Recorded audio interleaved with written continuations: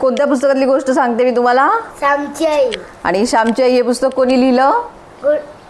साने गुरुजी. साने गुरुजींनी लिहिलं. आता यातली आज मी तुम्हाला गोष्ट जी सांगणार आहे ना, त्या गोष्टीचं नाव आहे पत्रावळ. काय गोष्टीचं नाव आहे? पत्रावळ. पत्रावळ. आता तुम्हाला हा पत्रावळ शब्द माहिती आहे का? पत्रावळ कशाला म्हणायचं माहिती आहे? नाही ना? तर पूर्वीच्या काळी झाडाची पानं जोडून जेवणासाठी असं ताट बनवलं जायचं, त्याला पत्रावळ म्हणायची. पानं जोडायची आणि मग त्याची पत्रावळ बनायची. मग जेवण करायचं आणि ती फेकून द्यायची, असं पूर्वीच्या काळी पद्धत होती. मग ती बनवावी लागायची घरामध्ये. काड्या त्याला असं जोडायच्या आणि ते पान एकत्र करून गोल ताट बनवायचं. मग श्यामच्या घरामध्ये पत्रावळीच्या पानाचं झाड मी तुम्हाला मग ती पत्रावळ श्यामच्या घरामध्ये नियम काय होता की प्रत्येकानं स्वतःची पत्रावळ स्वतः बनवायची. पण श्याम काय करायचा? पत्रावळ बनवायचा नाही.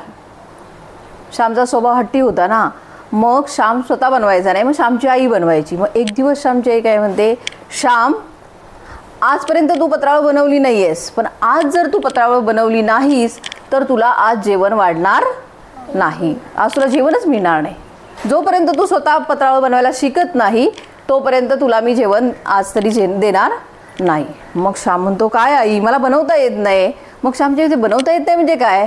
पहिल्यांदा शिकावं लागतं ना, पहिल्यांदा चुकेल, नंतर तू शिकशीलच ना बनवायला. मग तू आज प्रयत्न तरी कर. तरी श्याम म्हणतो, नाही मी नाही करणार म्हणतो श्याम. मग हट्टी असतो ना श्याम, आईला असा त्रास देतो. मग श्यामची बहीण आलेली असते, अक्का म्हणतात तिला. मग श्यामची बहीण म्हणते, अरे मी आत्ता आली आहे, 4 दिवस राहिला, मग मी तुला शिकवते बनवायला, चल माझ्याबरोबर ये. तुला आता जास्त मोठी बनवता येत नाही ना, तर 3 पानाची आपण छोटी पत्रावळी बनवूया आणि त्याच्यावर मग तू जेव, असं श्यामची बहीण समजून सांगते अक्का त्याला.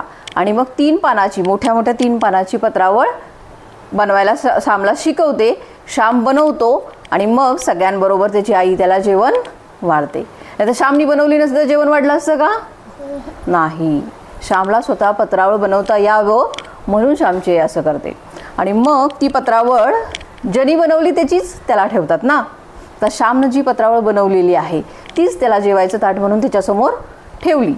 सगळेजण जेवायला बसले आणि जेवायला बसल्यानंतर श्याम ज्यावेळी जेवत होता त्यावेळी बरोबर ती जी काडी असते ना जोडलेली, ती काडी त्याच्या घशामध्ये अडकली श्यामच्या. मग श्याम लगेच म्हणायला म्हणतो, मला पत्रावळ बनवता येत नाही, तरी तुझाच आग्रह, शिक म्हणून, बनव पत्रावळ म्हणून, बघ माझ्या घशामध्ये अडकली, असं श्याम ओरडून आईला बोलतो. मग श्यामची आई म्हणते, अरे आम्ही सगळे पण तुझ्याबरोबर बसलो ना जेवायला, आमच्या घशामध्ये का नाही अडकली? तुझ्याच घशात का अडकली? कारण तू गडबडीनं कशी तरी बनवायची नव्हतीच, पण तरी पण आई जेवायला वाढणार नाही म्हणून कशी तरी गडबडीत बनवली. मग ती काठी जी आहे ती व्यवस्थित बसली नाही आणि मग जेवताना घासाबरोबर ती घशामध्ये अडकली. मग श्यामची आई म्हणते, तू जर व्यवस्थित बनवली असतीस तर ती घशात अडकली असती का? नाही. जर चांगली बनवली असती तर नसती अडकली, तू गडबड गोंधळ केला म्हणून अडकली. मग श्याम काय करतो, तसंच जेवतो आणि नंतर उठतो. मग दुसऱ्या दिवशी पुन्हा ती जी अक्का आहे ती परत त्याला पत्रावळी बनवायला शिकवते. आता पहिल्या दिवशी त्याची चूक झाली, पहिल्या दिवशी त्याच्या घशामध्ये ती अडकली, तर दुसऱ्या दिवशी पहिल्या दिवशीपेक्षा त्याला जास्त चांगली पत्रावळ बनवता येते श्यामला, कारण पहिल्या दिवशी प्रॅक्टिस झालं ना त्याचं. मग दुसऱ्या दिवशी छान पत्रावळ बनवतो आणि मग त्यांनी जी पत्रावळ बनवली आहे ना तीच त्याला देतात दुसऱ्या दिवशी सुद्धा. आणि मग काय काटे त्याच्या घशामध्ये काय अडकत नाही, काही नाही, व्यवस्थित जेवण होतं. मग श्यामची आई म्हणते श्यामला, बघ श्याम, आज तू पत्रावळ छान बनवलीस तर तुला काहीच त्रास झाला नाही, ती काठी पण कुठं अडकली नाही तुझ्या घशामध्ये, काहीच नाही. मग तू छान आता पत्रावळ बनवायला शिकलास. म्हणजे कोणतीही गोष्ट जर असेल ती पहिल्यांदा आपल्याला शिकली पाहिजे. नाहीतर मी हे करणार नाही ते करणार नाही म्हटलं तरी येईल का आपल्याला? नाही. आपल्याला प्रयत्न केला तरच येणार. बरोबर. ज्यावेळी आपण प्रयत्न करणार स्वरा त्याचवेळी आपल्याला येणार. त्यामुळे आपण सगळं काम करायला ॲटलिस्ट प्रयत्न तरी करायला पाहिजे आणि मग हळूहळू आपल्याला ती गोष्ट करायला येते. मग श्यामची एक लगेच म्हणते, बघा आज सगळ्यांसमोर म्हणते, सगळे जेवायला बसलेले असतात आणि मग श्याम, बघा आज श्यामनं केवढी छान पत्रावळ बनवली आहे. मग सगळे श्यामला शाबासकी देतात आणि श्यामची आई म्हणते, अक्का त्याला एक जरा काजू दे बघू, श्यामने आज छान पत्रावळ बनवली ना, मग त्याला बक्षीस म्हणून एक काजू दे. आणि मग श्याम तो काजू खातो. मग श्याम म्हणतो की तो काजू जो मी खाल्ला त्याची मला चव इतकी छान लागली ना, कारण का त्यांनी स्वतः पत्रावळ बनवली आणि त्याच्याबद्दल त्याला आईने बक्षीस दिलं ना.